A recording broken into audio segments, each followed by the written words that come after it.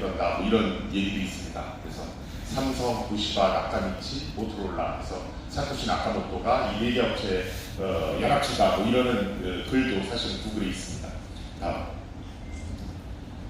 생각보다 암호화폐 역사는 굉장히 오래됐습니다. 2008년에 비트코인을 통해서 암호화폐를 처음 접하신 분도 계시겠지만 저같이 이제 예전에 보안 기술을 공부했던 사람들은 사실은 이 논문을 통해서 처음 암호화폐를 접합니다. 지금 수염이 많이 난 저분은 데이빗 차움이라는 분이고요. 다른 말로는 프라이버시 아버지라고도 일컬어지는 굉장히 유명한 암호학자입니다. 저분은 인터넷 공간에서 사용자의 프라이버시를 지킬 수 있는 굉장히 많은 기술들을 연구를 했고요. 그 중에 하나가 이제 82년에 개발된 일렉트로닉 해쉬라고 하는 논문입니다. 사실은 저같이 이제 기술 공부하는 사람들은 크립토 커런시다, 디지털 커런시다, 버추얼 커런시다 이런 용어를 쓰지 않았고요. 원래 저희 같은 사람들이 옛날부터 암호화폐를 부르던 용어는 일렉트로닉 해쉬라는 표현입니다. 전자 화폐죠. 사실 이 데이빗 차움 박사는 그 일렉트로닉 해쉬에 대해서 연구를 하기 시작을 했고요.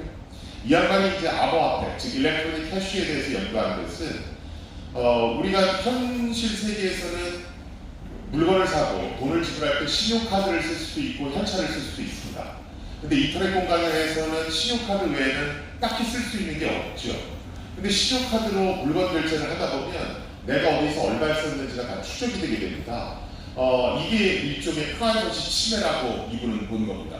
그래서 사이버 공간에서도 현찰처럼 쓸 수 있는 돈을 만들고 싶었고요. 그래서 이 논문 제목을 잘 보시면 제가 빨간색으로 쳐놓은 게 Untraceable Payment라고 되어 있죠. 그래서 이 양반이 암호화폐를 만든 목적은 추적되지 않는 결제 시스템을 만들고 싶었던 겁니다. 그래서 사실은 암호화폐 하면서 블록체인 여러 가지 얘기를 하지만 사실은 암호화폐가 존재하는 가장 큰 이유는 익명성입니다. 사이버 공간에서 썼을 때 추적당하지 않도록 하기 때문에 그렇죠. 그래서 이제 저같이 해킹 연구하는 사람들은 암호화폐를 굉장히 오래전부터 사실 써왔습니다. 우리가 인터넷에 보면 이제 딥웹 또는 다크웹이라고 하는 게 있습니다. 이 딥웹이나 다크웹이라고 하는 것은 네이버나 다음, 구글 같은 일반적인 검색 엔진으로는 검색이 안 되는 사이트들만 모아놓은 것, 이게 이제 딥웹이나 다크웹입니다. 그런 데서는 이제 보통 음란물을 거래한다든가 아니면 마약류를 거래한다든가 아니면 은행에서 개인정보가 유출되면 그 개인정보 사고 파는 것을 이 딥웹 다크웹에서 합니다. 그런데 이런 데서 개인정보를 사고 팔거나 마약류, 해킹 툴을 사고 팔면서 신용카드를 쓸 수는 없잖아요. 그래서 이때 암호화폐를 써서 거래를 합니다. 그래서 해커들한테는 비트코인 같은 암호화폐가 굉장히 익숙해져 있고요. 그런데 그러던 것이 이제 몇 년 전부터 가격이 폭등하기 시작합니다. 가격이 폭등한다는 것은 찾는 사람이 많아졌다는 거죠. 옛날 같은 경우에는 저 같은 이제 해커들만 암호화폐를 찾았는데 최근 들어오면서 이제 중국의 신흥부자들이 많이 생기기 시작합니다. 중국의 신흥부자들이 많이 생기면서 이 사람들이 외국에다가 부동산도 사고 싶고 자식들한테 돈도 물려주고 싶은 거예요.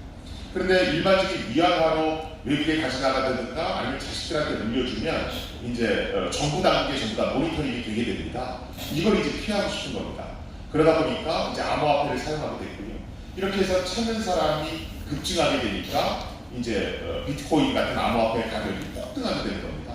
암호화폐 가격이 폭등하니까 당연히 중국 정부에서는 이제 제재에 들어가죠. 그래서 암호화폐는 전면금지, 블록체인 기술 자체는 육성한다 이런 어떤 정책을 피게 됩니다.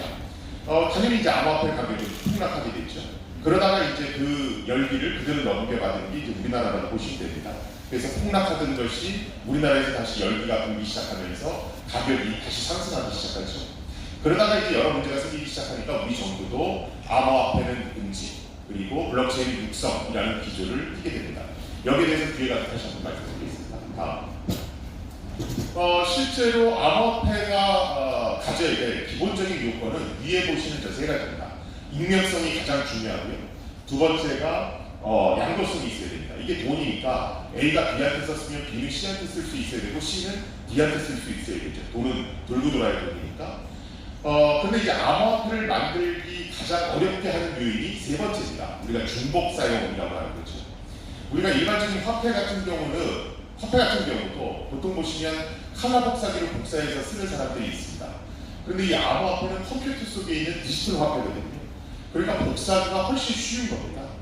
그런데 우리가 일반적인 화폐는 특수인프로 인쇄를 해서 복사를 막을 수가 있는데, 이 암호화폐 같은 디지털 화폐는 복사해서 쓰는 걸 막기가 굉장히 어렵습니다.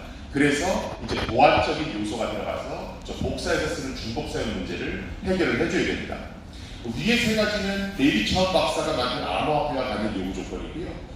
비트코인은 여기 이제 하나가 더 추가됩니다. 그게 이제 분산 처리라고 하는 게 추가되고요. 다음. 그래서 여러분들이 인터넷을 검색해 보시면 비트코인을 최초의 암호화폐라고 얘기하지 않습니다. 비트코인은 최초의 분산 처리된, 즉 탈중앙화된 암호화폐다 이렇게 얘기를 하죠.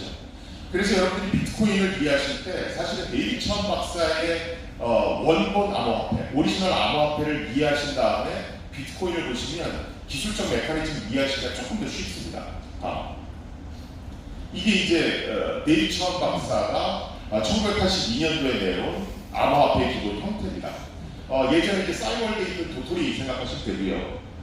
사용자가 은행에 가서 100만 원을 줍니다. 그 다음에 이거 100만 원어치 암호화폐 도토리로 바꿔주세요 이러죠. 그러면 은행은 100만 원을 받고 100만 원에 해당하는 암호화폐를 사용자한테 지급을 합니다. 사용자는 그 100만 원어치 암호화폐 도토리를 가지고 상점에 가져가서 이모티콘도 사고 배경음악도 사고 여러 가지를 하죠. 그러면 사용자가 갖고 있던 암호화폐가 상점으로 이동하게 됩니다.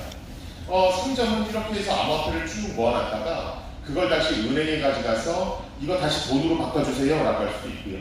아니면 이거 저금해주세요 이렇게 얘기할 수도 있습니다.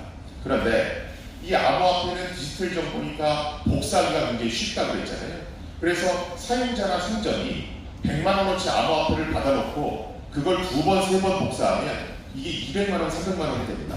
이걸 이제 막아주기 위해서 데이비 차원 박사는 어떤 장치를 했냐면 은행이 일단 암호화폐가 회수가 되면 회수된 암호화폐의 일련 번호를 장부에다 적어놓는 겁니다. 은행 저 우측에 보면 장부가 하나 있죠. 저기 보시면 돈이 회수되면서 1477번 도토리가 회수되어 이렇게 써놓는 겁니다. 그럼 나중에 이제 누가 복사한 도토리를 갖고 오면 지급을 거절할 수가 있죠. 저런 식으로 이제 중복 사용을 막는 겁니다. 원래 사실 원본 스킴은 평상시에는 저 일련 번호가 드러나지 않고요. 중복 사용을 하는 경우에 저 일련 번호가 드러나는 그런 기술적 장치가 되어 있습니다. 그런데 비트코인이 나온 2008년에는 뭐가 있었냐면 리만 브라더스 사태가 있었습니다. 그래서 사토시 나카모토는 어떤 중앙의 금융기관에 대한 불신을 가지고 있었거든요. 그래서 사토시 나카모토는 무슨 생각을 하냐면 데이비 차원 박사의 암호화폐에서 금융기관을 없애고 싶어 합니다. 자, 그러면 무슨 문제가 생기냐면 중복 사용을 감시하는 감시기관이 없어지게 됩니다. 은행이 암호화폐가 들어오면 그 암호화폐의 일련 번호를 장부에 적어서 중복 사용하는 걸 막아야 되는데 은행이 없어지니까 저 중복 사용을 감시하는 사람이 없어지죠. 은행이 없는 상태에서 중복 사용 감시를 할 수 있는 기술이 소위 말하는 블록체인이라고 하는 기술입니다. 제가 이 두 가지를 왜 말씀드리냐면 우리나라에서 암호화폐, 블록체인이 인기를 끌면서 각 지자체에서 가장 많이 하는 일이 지역 화폐를 발행하는 일입니다.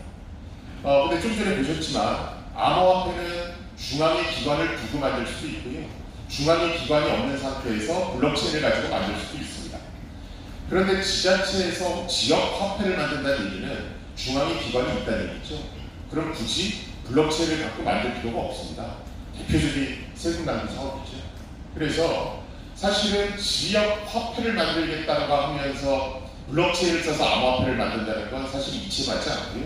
실제로 만들려면 중앙의 기관의 통제를 받지 않는 상태에서 굴러갈 수 있는, 좀 글로벌하게 동작할 수 있는 화폐를 만들 때 실제로 블록체인을 써야 되는 겁니다. 다음. 자, 그러면 실제로 블록체인을 써서 어떻게 만든가? 지금 이렇게 3명의 사용자가 있다고 치자고요. 그러면 이 3명의 사용자 PC에는 비트코인 프로그램이 깔려 있습니다. 저 비트코인 프로그램이 24시간 365일 인터넷을 계속 감시하면서 사용된 암호화폐의 일련 번호를 자동으로 채집해서 자기 PC에 있는 장부에다가 기록해 놓는 겁니다. 지금 보시면 모든 사람의 모든 PC에 있는 장부에 1477번, 1423번 도토리가 사용됐다고 써있죠. 그렇죠? 이런 상태에서 사용자가 도토리를 썼습니다. 근데 이걸 봤더니 1423번 도토리예요. 그러면 3명의 PC에 전부 다 1423번 도토리는 과거에 사용된 적이 있다고 써있죠.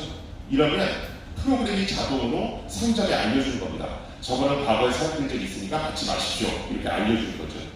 그런데 실제로 인터넷상에서는 그림이 이렇게 이쁘게 나오지 않습니다. 다음. 지금 보시면 양쪽 끝에 있는 사람 장부에는 1477번, 1423번 도토리가 사용됐다고 써있죠. 그런데 가운데 있는 사람 PC는 중간에 잠깐 먹통이 됐었습니다. 그래서 1423번 도토리가 사용됐다는 기록이 누락돼 있어요. 이러면 어떻게 되냐면 양쪽 끝에 있는 사람은 저거 복사해서 쓰는 것 같은데요? 이렇게 얘기를 해주는데 가운데 있는 사람 PC는 저거 처음 쓰는데요? 이렇게 얘기해 줍니다. 또는 다음. 지금 세 사람 다 자기네 PC에 있는 장부, 그러니까 데이터베이스에 1477, 1423번 도토리가 사용됐다고 다 써있죠. 그런데 가운데 있는 사람하고 저 파란 옷을 입은 사용자는 서로 친구지간입니다. 그래서 저 가운데 있는 사람이 우리 서로 안면이 있으니까 좀 봐주고 싶은 거예요. 그래서 고의적으로 저기 중복해서 복사해서 쓰는 코인임에도 불구하고 저거 처음 쓰는 건데요. 이렇게 거짓말을 해드립니다. 무슨 얘기냐면 인터넷에서 중앙에서 혼자 하는 일을 여럿이 공동으로 하다 보면 그것이 실수이건 고의건 간에 데이터가 불일치하는 경우가 반드시 생기게 됩니다. 이런 현상을 우리가 뭐라고 그러냐면 비잔틴 제너럴 프로블럼, 비잔틴 장군 문제 이렇게 얘기를 합니다. 자, 이렇게 해서 데이터가 불일치하는 경우가 생기면 어떻게 해야 됩니까? 투표를 통해서 합의를 가야겠죠. 그렇죠? 그래서 보통 많은 언론에서 블록체인을 분산 장부라고 얘기합니다. 근데 저는 그건 좀 잘못된 표현 같고요. 저는 보통 뭐라고 얘기하냐면 블록체인은 투표 기능이 내장되어 있는 분산 장부입니다. 그런데 중앙에서 혼자 하는 일을 여럿이 나눠서 하다 보면 그게 실수건 고의건 데이터가 불일치하는 경우가 생기거든요. 이렇게 데이터가 불일치하는 경우에는 투표 기능을 통해서 이 데이터를 일치시켜줘야 됩니다. 우리가 보통 블록체인이 탈권위주의적이고 세상을 바꾼다고 그러잖아요. 블록체인이 분산장군에서 세상을 바꾸는 게 아니고요. 블록체인에는 투표 기능이 내장되어 있기 때문에 세상을 바꾼다고 그러는 겁니다. 실제로 블록체인이 제대로 완성만 되면 우리는 인터넷을 통해서 모든 것을 투표를 통해서 결정할 수가 있습니다. 무슨 얘기냐면 더 이상 투표율을 안 뽑아도 된다는 얘기죠. 우리는 인터넷 투표를 통해서 직접 민주주의를 실현할 수 있습니다. 우리가 주주총회 장소에 안 가도 인터넷을 통해서 내 한 표, 내 주주 하나의 권리를 행사할 수가 있습니다. 그래서 블록체인이 이 투표 기능을 갖고 있는 블록체인이 세상을 바꿀 수 있는 기술이라고 얘기하는 거고 사람들이 열광을 하는 겁니다. 그런데 사실은 보통 이제 암호학을 전공하는 사람들이 암호학의 꽃이라고 일컫는 게 바로 인터넷 투표입니다. 왜 그러냐면 만들기가 굉장히 어렵기 때문에 그렇습니다. 블록체인도 인터넷 투표 기능을 내장하고 있기 때문에 만들기가 쉽지 않고 아직 미완의 기술이라고 하는 겁니다. 우리가 지금 인터넷 투표하고 있지 않잖아요. 왜 그러냐면 인터넷 투표라는 기술이 완성이 안 되어 있기 때문에 그런 겁니다. 블록체인은 그 안에 인터넷 투표 기능을 내장하고 있고 아직 이 기술은 완성되지 않았습니다. 그래서 블록체인은 긴 호흡을 가지고 투자를 해야지 지금 당장 세상을 바꿀 것처럼 얘기를 하면 안 된다고 하는 이유가 바로 거기에 있어요. 다음.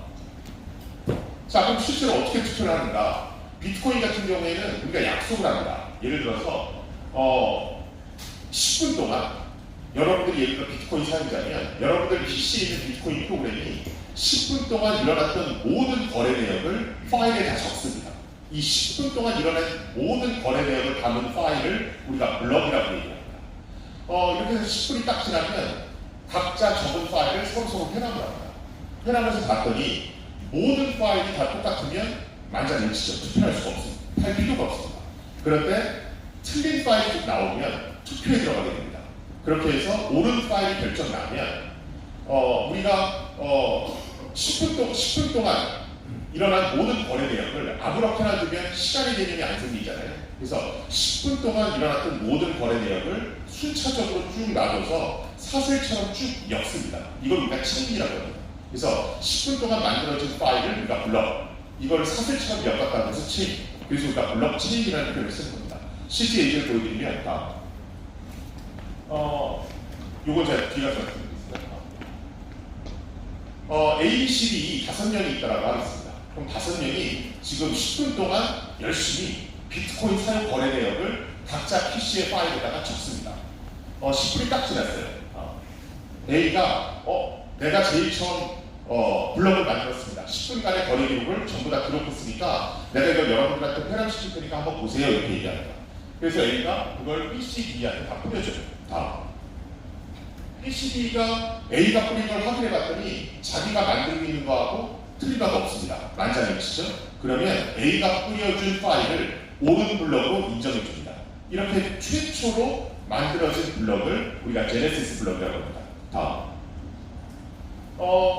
A가 최초로 블럭을 뿌려줬으니까 A한테는 너 고생했다라고 해서 인센티브 개념으로 비트코인을 지급합니다. 보통 비트코인이 처음 나왔을 때는 저 인센티브로 50비트코인을 지급했습니다. 현재는 12.5비트코인입니다. 사실 굉장히 많은 인센티브죠. 현재 1비트코인이 한 1000만 원 정도 되거든요. 그럼 내가 10분 열심히 하면 1000만 원 곱하기 12.5비트코인을 1000만 원 곱하기 12.5 한 돈을 내가 인센티브를 받을 수가 있는 겁니다. 그 다음에 A가 뿌려준 저 블럭은 ABCD 컴퓨터에 다 저장이 됩니다. 또 10분이 지났습니다.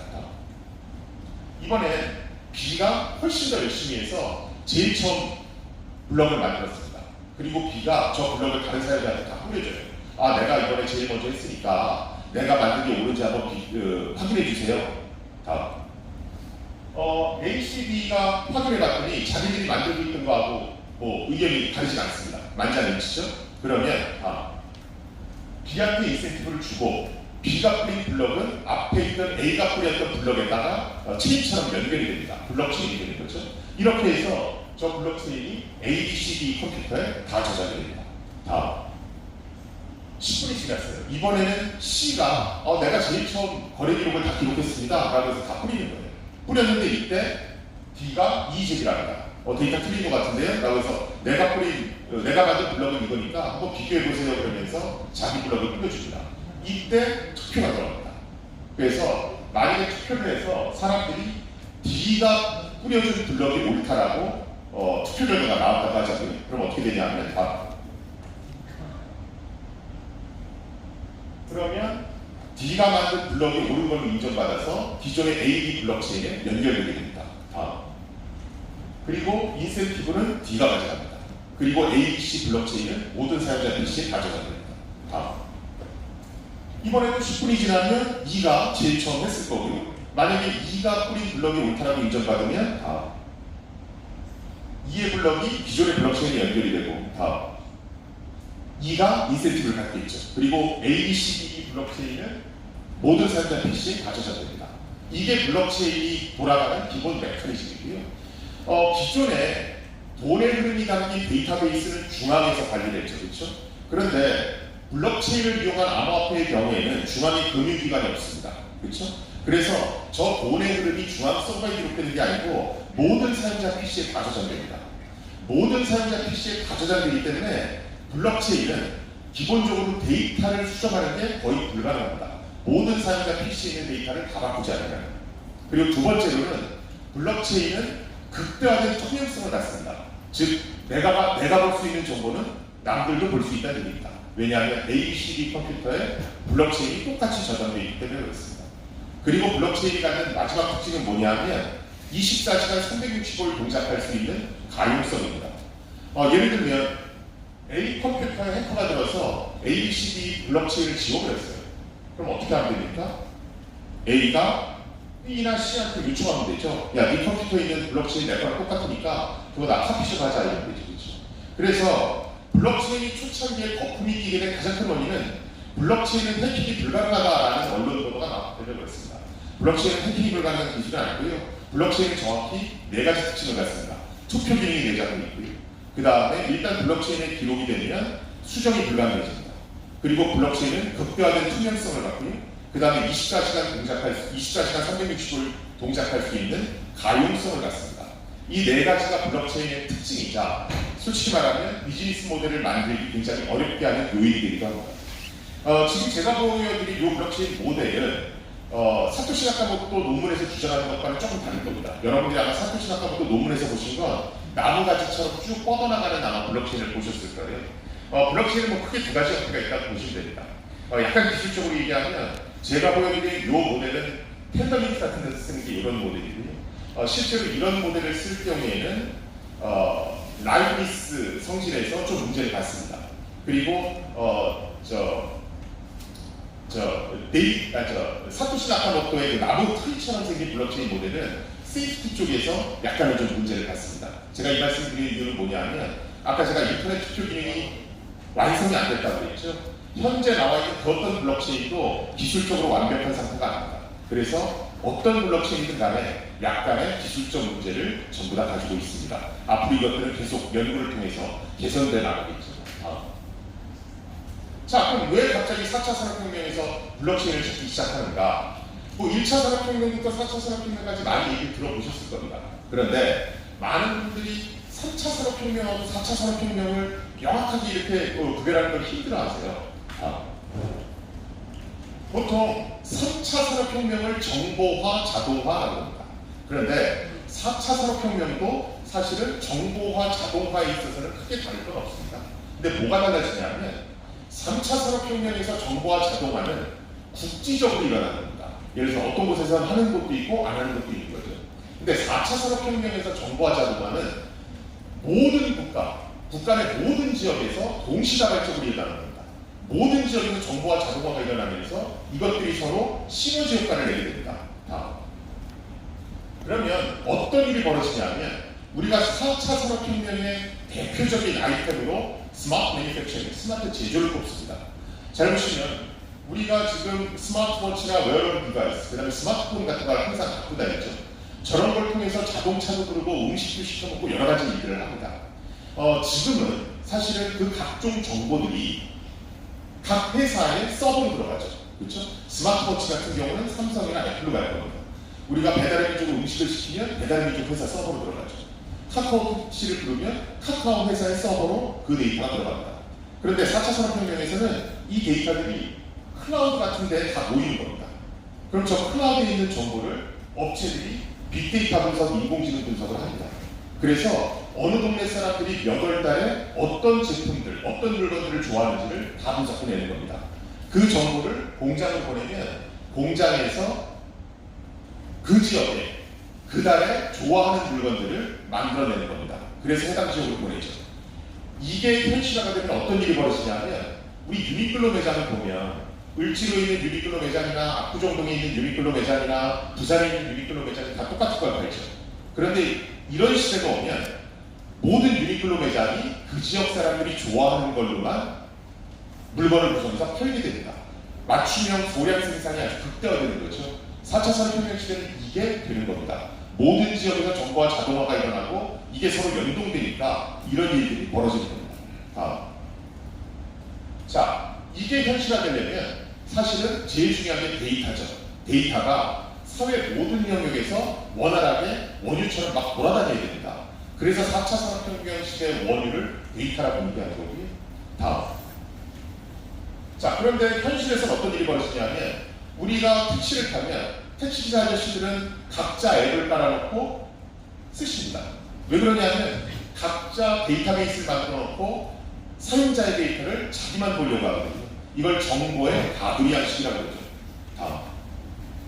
4차 산업혁명 시대에 가장 피해야 될 걸로 우리가 꼽는 것이 플랫폼 이펙트라고 합니다. 플랫폼 이펙트는 뭐냐면 사용자 데이터를 소유한 거대 기업이 4차 산업혁명의 모든 과실을 독식하는 행위, 그거를 플랫폼 이펙트라고 합니다. 이미 우리 겪고 있죠. 구글, 페이스북, 기타 등등. 그렇죠? 이런 플랫폼 이펙트가 심화되면 사용자들은 내 개인정보를 업체가 쓰는 걸 거부하게 됩니다. 그러면 4차 산업혁명처럼 데이터가 돌게 할 수가 없죠. 그렇죠? 그래서 이 플랫폼 이펙트를 적절히 억눌러줘야 4차 산업혁명 시대의 데이터가 원활하게 돌 수 있는 기초가 되게 되는 겁니다. 다음. 자, 그럼 어떻게 하느냐? 예전에는 업체들이 자기의 비리의 사용자의 개인정보를 담았습니다. 가두리 양식이라는 거죠. 이것을 모두가 공동 관리하는 투명한 데이터베이스로 바꿔주면 되죠. 이게 뭐냐면 블록체인입니다. 앞에서 보셨듯이 블록체인은 여러 명의 투표를 통해서 공동 관리하고 블록체인은 모든 사용자 PC에 다 남잖아요. 투명성이 극대화된다고 했죠. 그렇죠. 다음. 그래서 4차 산업혁명 시대의 인터넷의 모습은 인터넷을 통해 수집된 모든 데이터는 특정 회사의 서버에 들어가는 것이 아니고 블록체인이라고 하는 투명한 데이터베이스, 용기에 담기게 됩니다. 이 용기에 담긴 데이터를 인공지능 분석, 빅데이터 분석을 해서 맞춤형 비즈니스를 만들어내야 됩니다. 다음. 이 위에 올라가는 도시가 스마트 시티죠. 그렇죠? 그래서 우리나라에서 스마트 시티 프로젝트를 하면서 블록체인을 그 기반 플랫폼으로 하겠다는 얘기입니다. 그런데 앞에서 블록체인을 잠깐 보셨죠. 그렇죠? 블록체인의 데이터는 모든 사용자 PC에 저장되고 그렇기 때문에 투명성이 극대화됩니다. 스마트 시티에 돌아가는 모든 데이터를 블록체인에 담으면 프라이버시 침해 문제가 반드시 발생하게 됩니다. 다음. 실제로 많은 업체들이 어떤 블록체인의 프라이버시 침해 문제 때문에 이것들을 어떻게 하면 없는가, 이런 침해 문제가 얼마나 많이 발생할 수 있는가, 이런 연구들을 실제로 많이 하고 있고요. 저는 제 개인적인 생각으로 스마트 시티의 기본 인프라로 블록체인을 이용해서 어떤 개인정보를 활용하는 것은 저는 어느 정도 맞다고 봅니다. 그런데 아직 블록체인의 프라이버시를 보호할 수 있는 기술은 완성 단계에 있지는 않습니다. 실제로 현재 나와 있는 여러 가지 컨소시엄 블록체인이든 프라이빗 블록체인이든 아니면 에니그마 시스템이든 어떤 걸 쓰든 간에 현재 나와 있는 프라이버시 보호 메커니즘을 블록체인에 그대로 쓸 경우에는 블록체인이 갖던 기존의 장점을 일부 훼손시키게 됩니다.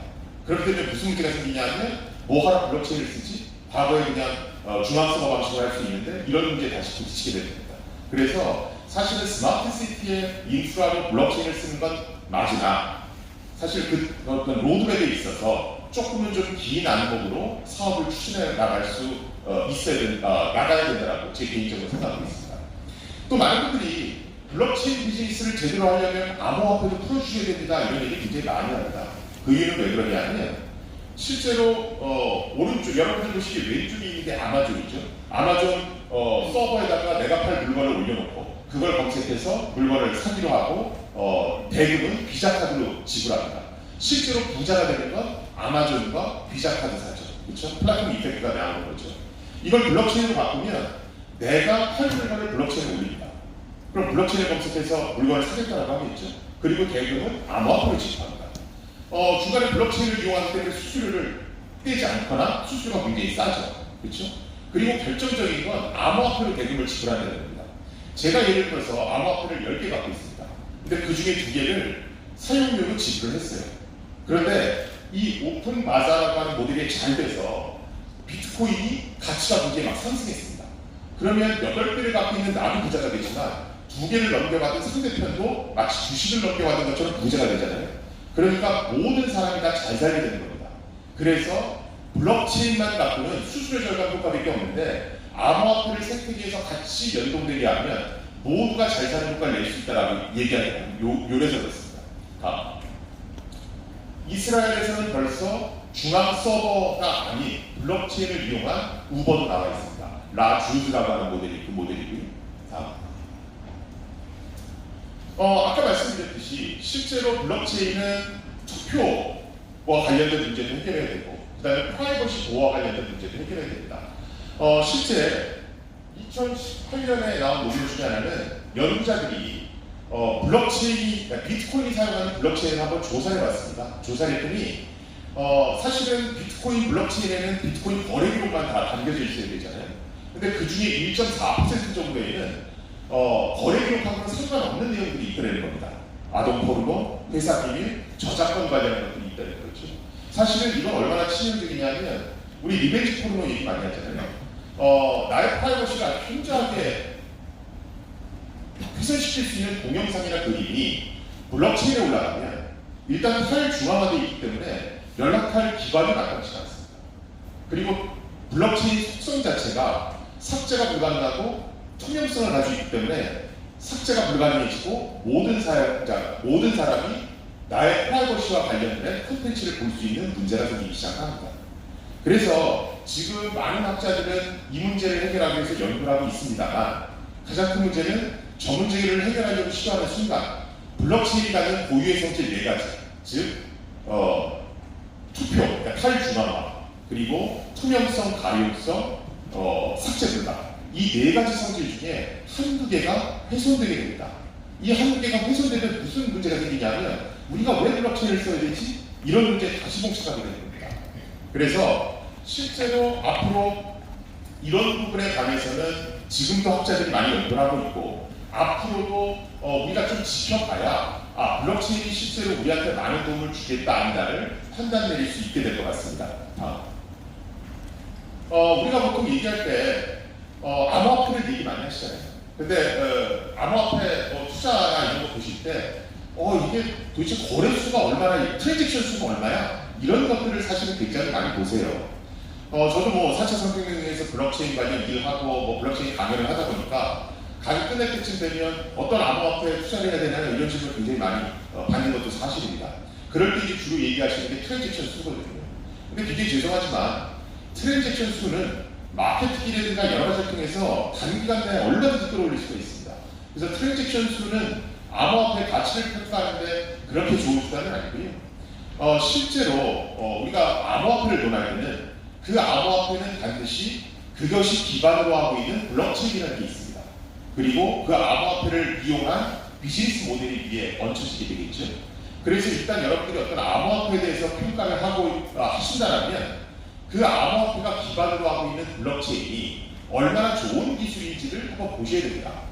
기존에 있는 블록체인을 그대로 갖다 쓴 건지 아니면 자기들이 뭔가 좀 업그레이드를 해서 기술을 개발한 것인지. 그러면 또 그 얘기 하시죠. 그 기술이 업그레이드 됐다는 걸 일반인들이 알기는 굉장히 어렵지 않습니까? 이런 질문을 많이 해주세요. 근데 실제로 요새는 미국이나 유럽 같은 데 가보면 블록체인 사업을 하는 많은 사람들이 실제 학술대회에 와서 자기 기술을 발표합니다. 그리고 내 기술이 얼마나 좋은지를 공개 검증을 받습니다. 그리고 자기들 백서에 나는 얼마나 좋은 컨퍼런스에서 내 블록체인 기술에 인정받았다 라고 하는 걸 전부 다 넣었거든요. 그래서 백서에서 반드시 그걸 보셔야 됩니다. 제3의 어떤 객관적인 곳에서 공개 검증을 받지 못한 기술은 주장일 뿐이지 실제로 우리 대다수가 인정하는 그런 기술이 될 수는 없습니다. 그래서 백서에 나와 있는 게 검증을 받은 것인지 단순히 주장일 뿐인지를 반드시 확인하셔야 되고요. 또 블록체인 관련한 비즈니스 모델을 할 때 있어서도 제가 뭐 어떻게 하다 보니까 이제 대기업에서 블록체인 이제 클래스를 운영하는 것에 어떤 학과장을 맡게 됐습니다. 제가 이제 임원진 주창 강연을 하고 나서 그게 어떻게 좀 반응이 괜찮아서 그 기업에서 4개월 동안 블록체인 클래스를 운영해달라고 했습니다. 매주 화요일에 아침 9시부터 저녁 6시까지 블록체인을 공부하고 그 클래스의 목적은 그 기업이 비즈니스화 시킬 만한 블록체인 비즈니스 모델을 실제로 개발하는 겁니다. 근데 제가 그때 요구했던 게 블록체인 기술은 제가 가르치면 되니까 블록체인 기술을 몰라도 되니까 현장의 상황을 굉장히 잘 아는 사람들로 뽑아주십시오 그랬습니다. 그렇게 해서 한 25명 정도가 착출이 됐고요. 그렇게 해서 4가지의 비즈니스 모델이 만들어졌고 현재 인큐베이팅 센터에 들어가 있습니다. 무슨 얘기냐면 블록체인 비즈니스 모델을 만들 때 중요한 것은 기술이 아니고요. 현장의 비즈니스 모델을 알고 있는 게 훨씬 중요합니다. 유통에 대한 비즈니스 모델, 블록체인 비즈니스 모델을 한다면 유통업에 실제로 종사해서 거기서 어떤 사람들의 고민이 뭐고 어떤 인센티브를 줬을 때 사람들이 반응하는지를 명확히 알고 있어야 됩니다. 예를 들어 병원이라면 실제로 병원에서 일을 해서 거기서 어떤 문제를 갖고 있는지를 현장의 목소리를 알아야 되는 겁니다. 다음. 제가 항상 마지막에 드릴 말씀인데 저는 블록체인을 보실 때, 비트코인을 보실 때, 암호화폐를 보실 때 그것을 좀 줄기세포 보시듯 하십시오라는 얘기 많이 합니다. 우리가 초창기에 줄기세포 나왔을 때 세상이 1, 2년 후에 막 세상이 바뀌는 것처럼 얘기했잖아요. 그런데 사실 그렇진 않았죠. 거품이 꺼지면서 지금 우리 모두는 줄기세포가 굉장히 유용한 건 맞지만 넘어야 될 산이 굉장히 많다는 것도 알고 있습니다. 그래서 긴 호흡으로 투자하려고 그러죠. 블록체인도 똑같습니다. 아직 넘어야 될 기술적 장벽 굉장히 많습니다. 그리고 비즈니스 모델 만드는 거 쉽지 않습니다. 그래서 단기간 내에 짧은 호흡으로 하지 마시고 긴 호흡으로 좀 보신다면 블록체인 어떤 비즈니스 모델, 블록체인 기술이 우리 사회에도 여러 가지 좋은 영향을 미칠 것이라고 저는 확신하고 있습니다. 들어주셔서 감사합니다.